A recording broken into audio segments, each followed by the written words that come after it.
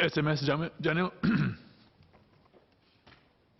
Mr. Deputy Speaker, I thank the members who have spoken in support of the bill. Before I go into the addressing the specific issues raised by members, just a few general points.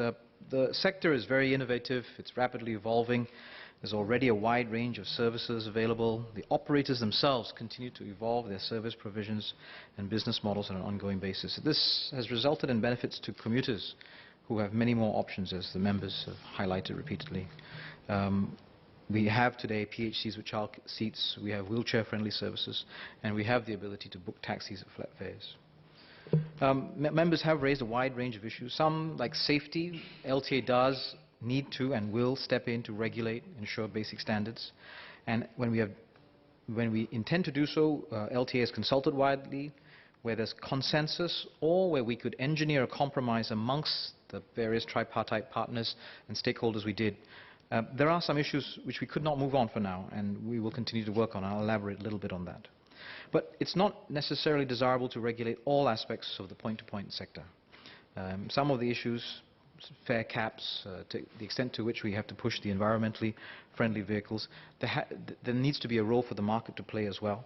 And we need to get the right balance between what we regulate and what we leave to industry, ensuring that our regulations are fit for purpose, that commuters benefit, that businesses continue to have space to innovate and grow. Our priorities are to make sure that commuters have good, high-quality, safe, affordable services, that the interests of drivers are protected in seeking economic opportunities in the space, and thirdly, that the operators are encouraged to innovate and new operators are encouraged to come in.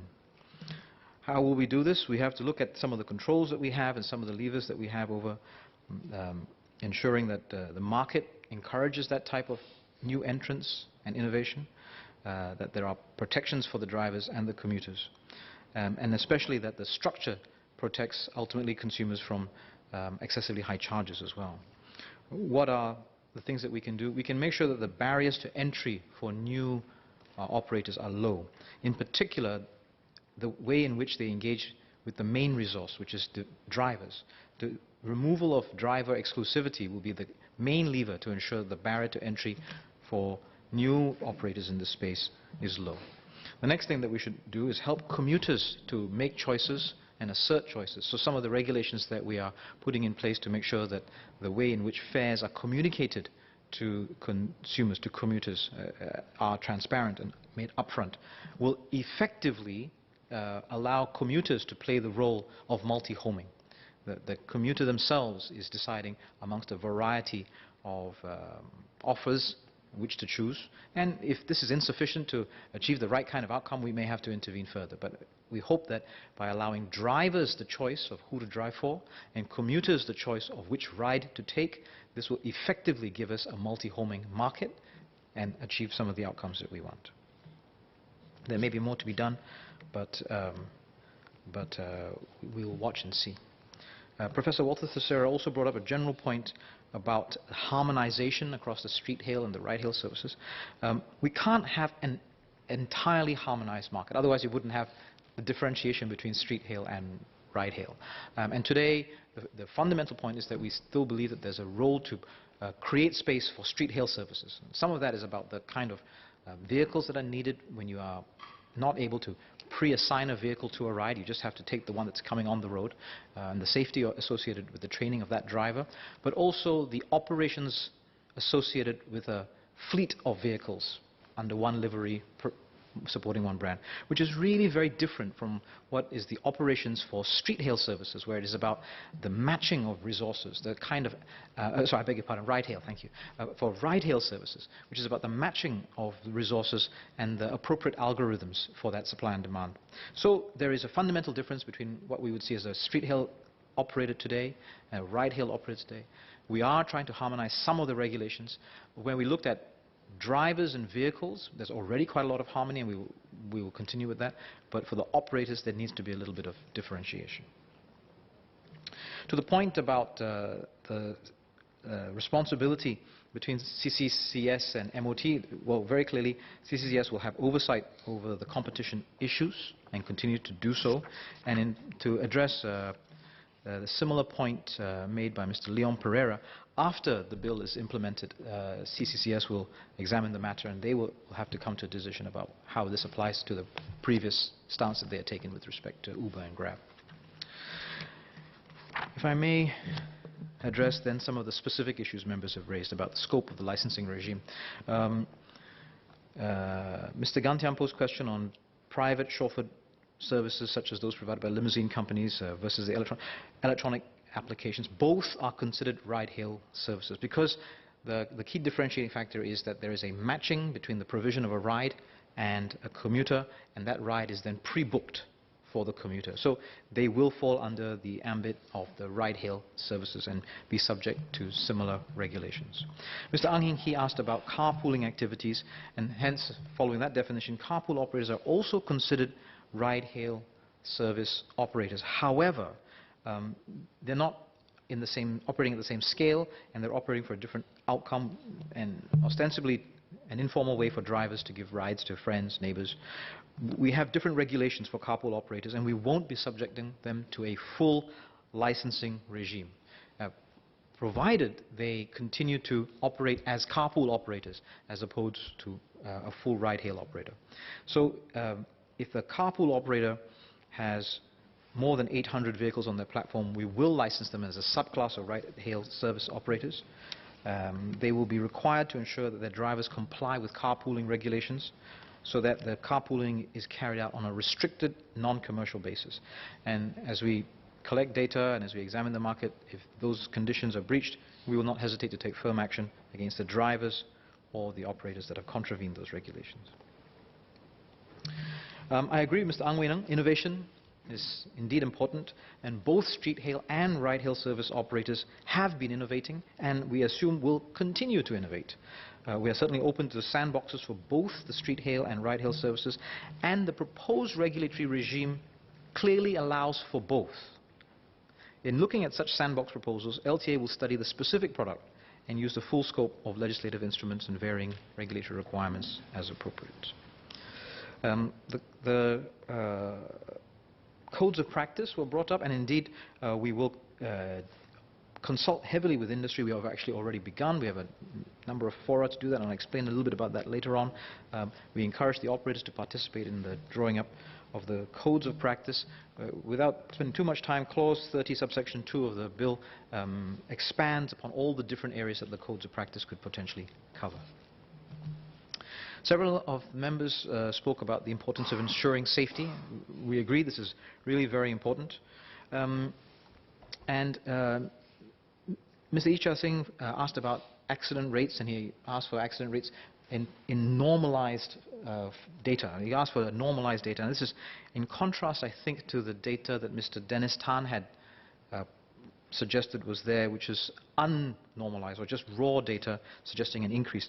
Actually, when we normalize the data, in other words, we take into account the number of kilometers traveled and the number of taxis that are available, there has not been an increase. In 2013, there were, for taxis, 5 accidents for every 10 million kilometers traveled. In 2013. 5 years later, in 2018, this has not changed. The number for PHCs is only slightly higher at 6 accidents per 10 million kilometers traveled by PHCs. So when examining the data, we do have to normalize, and once we normalize it, we see that there hasn't been a significant change, but we do have to ensure that safety remains at the top of mind for the drivers and also for the operators. So we have to have measures for safety at the driver level, at the vehicle level, and at the operator level. At the driver level, we've got the vocational license requirements, and we've had that in place since 2017. The drivers are required to have held a driving license for 2 years before they can obtain a private hire car license, or for 1 year before they can obtain a taxi driver vocational license. Mr. Icha Singh suggested that owning a car or renting a car may be necessary. However, just owning or renting a car actually does not necessarily make you any safer. And so we have therefore not imposed this, and we don't have any plans to do so. Ms. Joan Pereira asked about health screening, which is another level of driver safety. So we have regular medical checkups, driving fitness tests for drivers aged 50 years and older, and this is more than what is required for private drivers. and this is in addition to the mandatory health screening and training requirements at the point at which they obtain their licenses. So we'll continue to monitor this and review our regulations if necessary. The other thing I would point out is that there was some suggestion that younger PHC drivers are more dangerous, and in fact that data does not support that at all. There isn't data to suggest specifically that younger private hire car drivers are overrepresented within accidents. At the vehicle level for safety, we're also making some changes.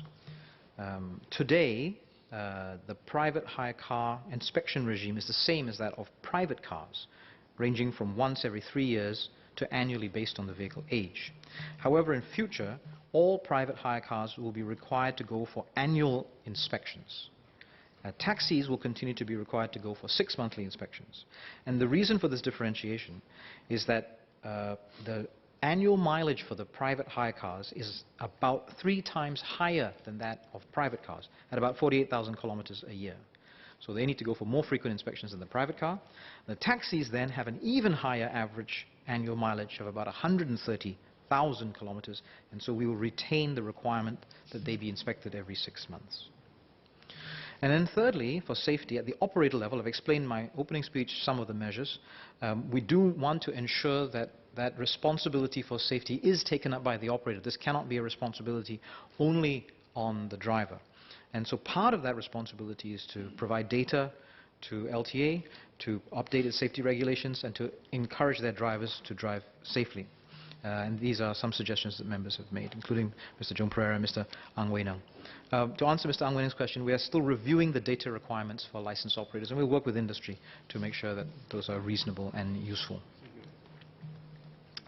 Mr. Lewis Ng and Ms. Rahayu made some suggestions about the emergency buttons on point-to-point apps and how operators should respond. And for these and for several other measures, actually operators are already starting to take the initiative and offer these types of services. And it's a space in which they can compete against each other for the provision of services to commuters, and that would be a very useful thing for them to do. We would encourage other operators to step up.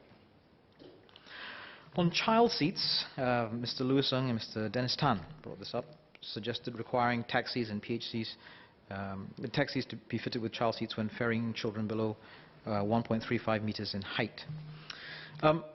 I must say that when we started consultations with this bill, for this bill, there was the sense that this was perhaps something that we could move on, and we wanted to move on, and we thought it was useful. We consulted the public and the stakeholders quite extensively, and the opinions were very divided. And it wasn't that the opinions were divided of one group of people against the other. It was amongst the general commuting public, the opinion was divided. Amongst the operators, the opinion was divided. And amongst the drivers, the opinion was divided. We were trying to, and we have not been able to engineer a compromise in time for this bill, but we thought we would move ahead with these provisions in the bill today. The matter is live. We continue the conversation. We study the matter further. And one of the reasons why we thought we could move forward with the bill prior to settling this matter is that there are already the opportunities today for parents to ensure that their children are in child seats. When they book a private hire car, they can indicate that they need a child seat, and the private hire car will come with a child seat. And secondly, they have the ability to bring their own seats with them when they take a taxi. So one of the considerations was that the safety of a child seat today is already available and accessible to parents.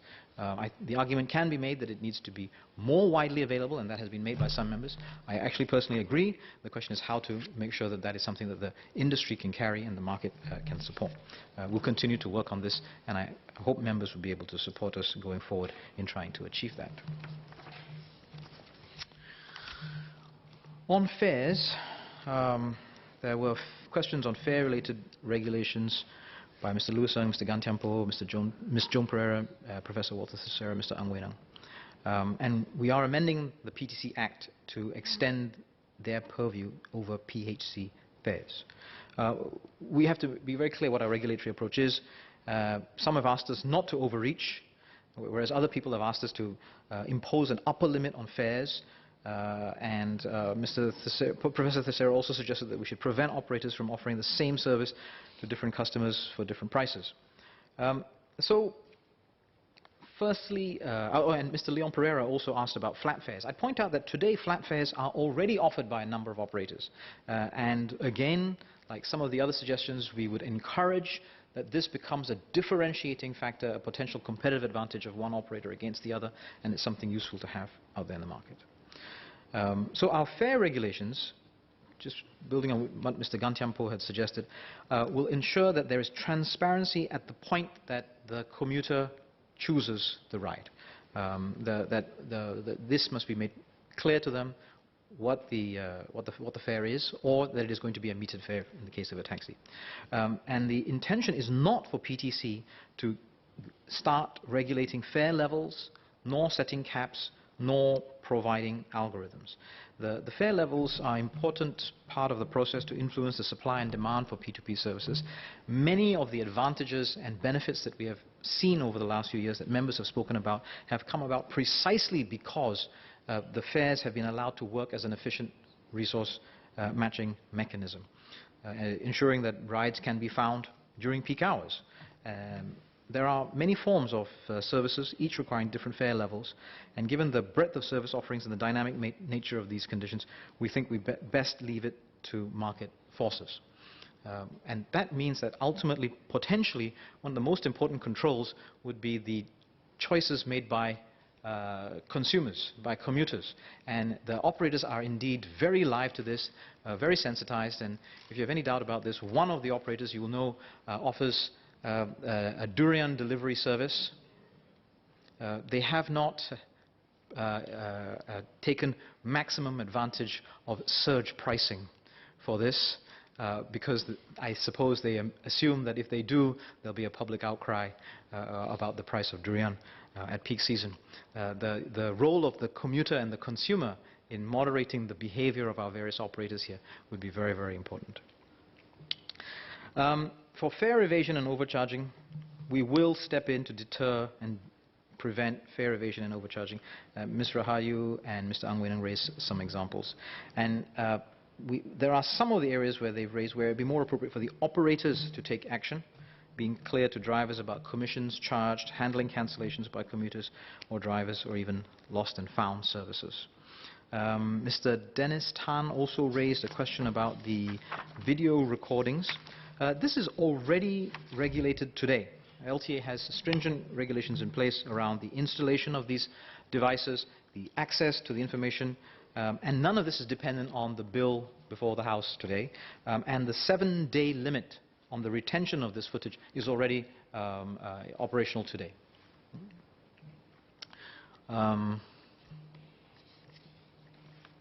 There were a few other issues that don't lie directly under the provision of this bill, but let me just address some of them in terms of how we are thinking. Driver income and the welfare, we don't have comparable data for other cities. I think Mr. Ang Hin Kee made an important point that if we were to intervene in this space, there are consequences and trade-offs with respect to some of the other factors, such as the cost of rental, the fares that are available. I would just point out that the average time worked for full-time drivers, regardless of whether they're taxi drivers or private hire drivers, is about 8 hours. It's not unreasonable. But unfortunately, that is an average, and it does not give you the full picture of a very wide range of working hours, and that includes the very occasional work that some of the private hire car drivers do. And we do need to allow that space, and someone might choose to do one or the other. And if we try to constrain and constrict either the operator or the driver too much, firstly, it may reduce the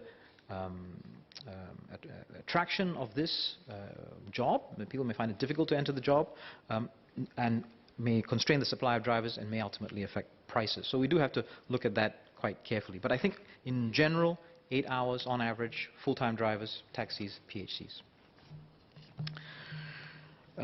There were some suggestions about driving age. Mr. Ang Hin Kee, Mr. Gantiampo, Mr. Icha Singh, Mr. Ang Wenang made several suggestions about who should be eligible to be a private hire car driver. We agree that this is not an area where we need either foreign manpower or any significant excess of manpower. Since April 2019, we have stopped issuing PDVLs to work pass holders. But the other issue of raising the minimum age is not quite an easy decision. There's no common consensus on what this age should be. Mr. Ang Hin Kee suggested 30 years old. Mr. Ee Chia Singh suggested 25 years old. On the one hand, raising the minimum age will affect the number of drivers in the P2P market, and in turn, the taxis and rides available to commuters. On the other hand, there aren't that many drivers who are in this age bracket. Only 4% of PHC drivers are between the ages of 20 and 25, and another 12% between 25 and 29. And many of them are light part-time drivers. So it's not very clear that we necessarily need to. But in general, I think the reasons for them bringing up the concerns around the driving age are valid. We are going to review the size of the driver pool against the needs of the point-to-point sector and study the issue of the driver age carefully, but we will certainly consult all the stakeholders before making a considered decision. On the COE regime for taxis and private hire cars, we will make no change. The private hire cars will continue to be bidded in the COE market like private vehicles. This will allow us to maintain some flexibility in our private hire car pool so that private hire cars can continue to be so that private cars can be converted to private hire cars and vice versa, so they should be drawn from the same COE pool. We'll continue to monitor the situation. Ms. Anthea Ong spoke passionately on the transport needs of persons with disabilities and vulnerable persons. We agree our transport sector as a whole does indeed have to cater to the needs of all Singaporeans. Not entirely clear that the taxi and PHC sector alone can meet those needs, especially those with most specialized needs. So dedicated transport by VWOs and other transport subsidy schemes will continue to work closely with our colleagues in MSF and MOH to ensure that all commuters are taken care of. We agree with Ms. Ong about the importance of making sure that we address the environmental concerns in this sector as well. And under the Land Transport Master Plan 2040, all taxi companies have committed to 100% cleaner vehicles by 2040. And this is an industry-led target that under the Land Transport Master Plan. It's a commendable first industry-led target. And the private hire car booking providers and car rental companies, some of them, have also done the same and committed to make their entire fleet run on cleaner energy by 2040. Again, another area in which the commuter and the consumer can perhaps assist in asserting some pressure as well.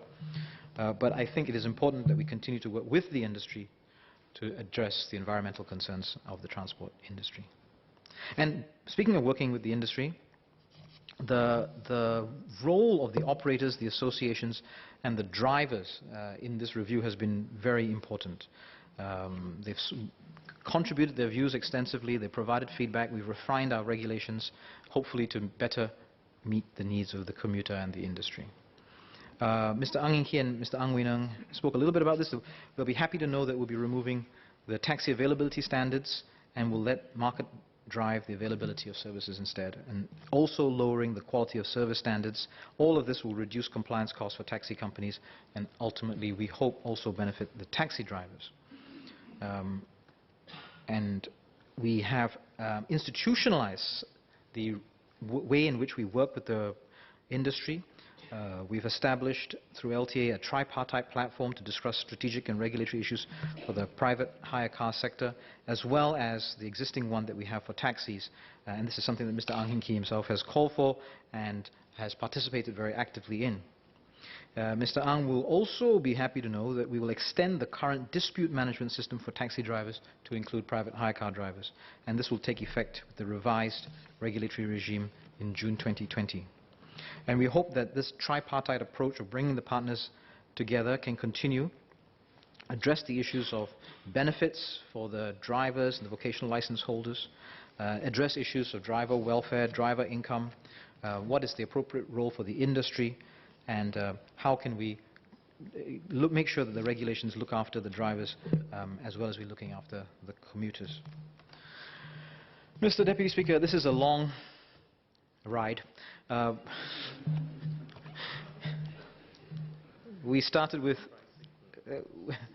I hope without surge pricing right now, we started with introducing a registration regime for the third-party taxi booking service operators in 2015. We then licensed private hire car drivers in 2017. And each step of the way, we took calibrated decisions based on the circumstances, taking into account stakeholder and public feedback.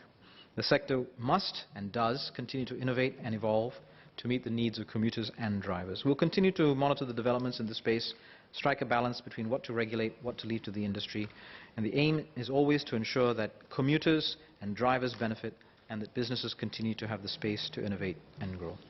Mr. Deputy Speaker, I beg to move. Thank you. Mr. Ang. Sorry. I would like to get some clarification from SMS because as I hear my colleagues speak about requirements, whether it is green vehicle for wheelchair, for baby seats, for electrified vehicles and the likes of it. In Japan, they tried this thing called JPN taxis. They asked everybody, what do you want in a taxi, and they designed a taxi for everyone. The cost was 3 times the existing price of existing taxis. Nobody rented it. No commuters wanted to pay for it. So what I want to urge the MOT and LTA to do is, instead of seeking views from everybody and therefore coming out with this wonderful product that nobody wants to pay for, how do we therefore move forward in addressing the needs, ensuring that commuters and drivers and operators are able to calibrate when such innovation and requirements kick in? Because otherwise we're going to have this requirement and say, you know, maybe the drivers can figure out how to pay for it, or the operators can reduce their fees for it. It just doesn't bring us anywhere to what a proper, appropriate commuting experience and needs for the future will be.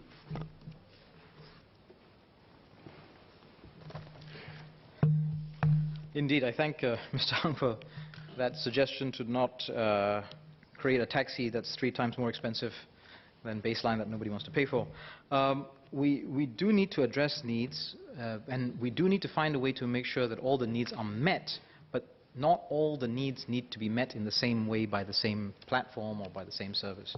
And the approach that we're taking is to allow both street hail and ride hail to coexist, and for subclasses, particularly of ride hail services, to coexist, so that the consumer, the commuter, regardless of whether they're an individual, a family, persons with disability, a person with medical needs, will in the system and the network be able to find a service that matches their needs. It doesn't mean that every single service, every single vehicle has to be exactly the same. That's on the ride hail side. On the street hail side, clearly it's different because you can't pre-book your ride, and you do need a certain minimum level of acceptable service that is a common denominator across the variety of needs. And that's why we had the regulations specify a minimum size of the taxi, for example, so that luggage can be carried, a wheelchair can be carried, or families of a certain size can be carried. And there's a point where this becomes inappropriate. So, for example, the taxis are not required to be MPVs. So we take that approach, and we do so in partnership with various industry stakeholders. But we want to make sure that there is enough fluidity to make sure a variety of services are introduced to serve everybody's needs. Associate Professor Walter Teixeira. Thank you, Mr. Deputy Speaker. Just 2 points of clarification for SMS. First, on commuter multi-homing. From time to time, third-party apps do come up and they try to aggregate services across ride-hailing platforms. What's the SMS view if the platforms were to take measures to keep their services off these aggregators? Would he support codes of practice that require the platforms to be open to such third-party aggregators for multi-homing? Second point is price discrimination, where you charge different people different prices for the same service. Am I correct in understanding that that would be permitted as an innovation? Thank you.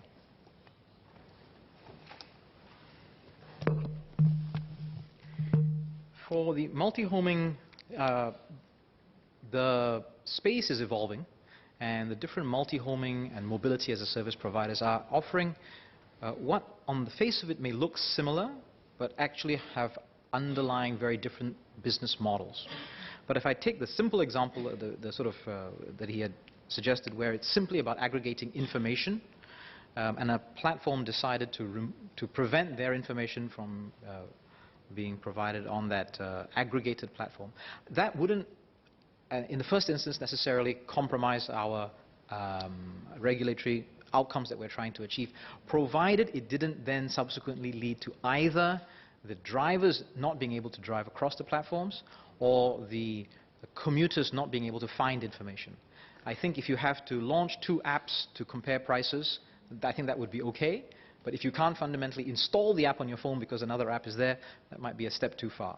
So I think for now, we want to step back and let this market evolve. As I say, the multi-homing space, the mobility as a service space, there's probably a fair number of iterations to go through before we get the right series of models, so we probably don't want to constrain that too much. On the second point, price discrimination, in truth, it happens already. If you are a regular customer for one of the apps, you can apply a discount code, you can apply points that you already have, and de facto what it means is that you will get the same ride as someone next to you who's using the app for the same time to arrive at a similar destination for a different price. So that situation already exists today. And again, our approach would be as long as there's adequate choice, relatively good dynamics within the market, I think we will let it be and see what happens. Mr. Lewison? Thank you, sir. I thank SMS for the reply with regard to the child seat. And you know, I'm a big fan of public consultation and trying to engineer a compromise. But in this case, it really is a safety issue. And I'm just wondering whether we should try to compromise when it comes to safety. If you're in a private car and your child is not in a car seat, I mean, for repeated offense, you could go to jail. And we have such a heavy penalty because of safety. And I'm just wondering, how does the safety disappear when that same car just becomes a taxi? And I recognize my colleague, Mr. Ang Eng Kee's point about the cost. And so we are on surge pricing now. For me to go home now, it's $27. For me to have a Grab car with a car seat, it's actually only $2 more. For a Grab car with a car seat for a child, I think 1 to... Give me 1 second. 1 to 3 is extra $5. So it's not 3 times the price. Look, if it's $27 and for a car seat it becomes $60 or $80, of course, any reasonable person would say no. But in this case, if $2 more could save the life of your child, I'm not sure what is holding us back then. Oh, indeed, and as I've made quite clear, I agree with Mr. Ng on this and my personal stance. So one point is that it is not that safety has gone. It is possible to assure the safety of that child, and that's currently a choice that parents have to assert and bring a child seat along into a taxi. So it's not that it's not possible. It's whether people choose to do so. I would like to do more work in this space to see how far and how quickly we can perhaps engage with operators, drivers. The difficulty for taxis, though, is truly that it means that they have to carry something with them at all times, and this significantly restricts the options that they have in terms of what they can have as customers. I would also point out in a public consultation, a fair amount of the concern came from the commuting public themselves. And if you have 3 children, as I do, of different ages, and each of them needs a different sized car seat, potentially, it would be impossible for us to take a taxi, unless that taxi had 3 different car seats in them. If you were a family of 5, then you'd have to split up into two taxis. But if you're an individual adult looking after 3 children, it would mean that it would then be impossible for you to get into a taxi which only routinely carried 1 child seat. And then what do you do with your other 2 children? So these are some of the scenarios that were thrown up by the commuting public in our public consultation. And so, as I say, we were unable to engineer a compromise. We do feel that there is the opportunity for safety to be secured as is today. Yes, it could be better, and we'd like to do more work in it, and I'd encourage Mr. Lewison to participate and help us to get this work done. Ms. Anthea. Thank you, Mr. Deputy Speaker. SMS, thank you for your response. Could I write on this opportunity and ask you if you would actually look into, together with the 2 SMSs from MOH and MSF, to look at starting an interagency work group or task force to look at really the issues that I've mentioned in sort of the fragmentization, the availability, and the accessibility issues for our vulnerable groups.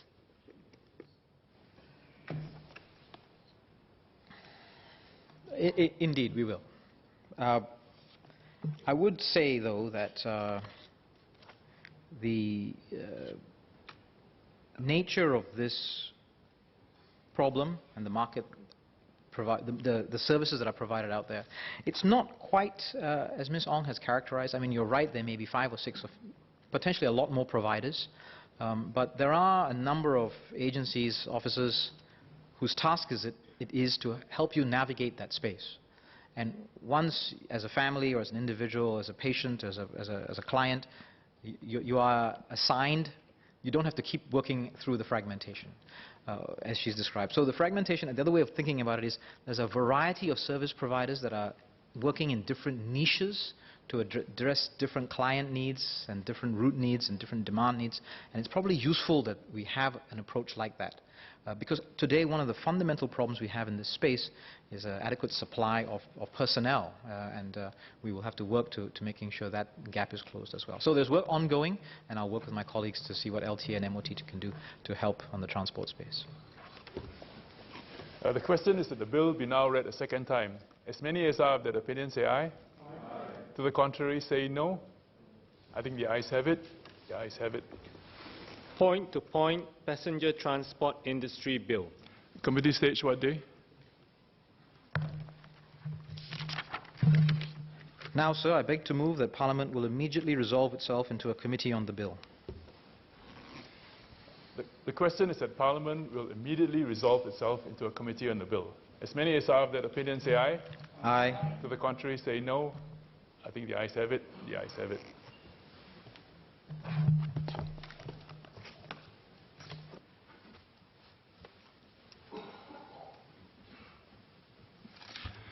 The question is that clauses 1 to 68 stand part of the bill. As many as are of that opinion say aye. Aye. To the contrary, say no. I think the ayes have it. The ayes have it. The schedule. The question is that the schedule stand part of the bill.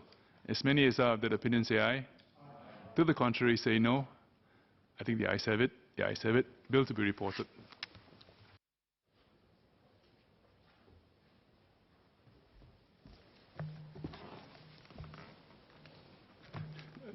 SMS Janil. Mr. Deputy Speaker, I beg to report that the bill has been considered in committee and agreed to without amendment. Third reading what day? Now, sir, I beg to move that the bill be now read a third time. The question is that the bill be now read a third time. As many as are of that opinion say aye. Aye. To the contrary, say no. I think the ayes have it. The ayes have it. Point-to-point passenger transport industry bill. SMS Janil. Mr. Speaker, on behalf of the Leader, I beg to move that Parliament do now adjourn to a date to be fixed. The question is that Parliament do now adjourn to a date to be fixed. As many as are of that opinion say aye. Aye. To the contrary, say no. I think the ayes have it. The ayes have it. Order. Order.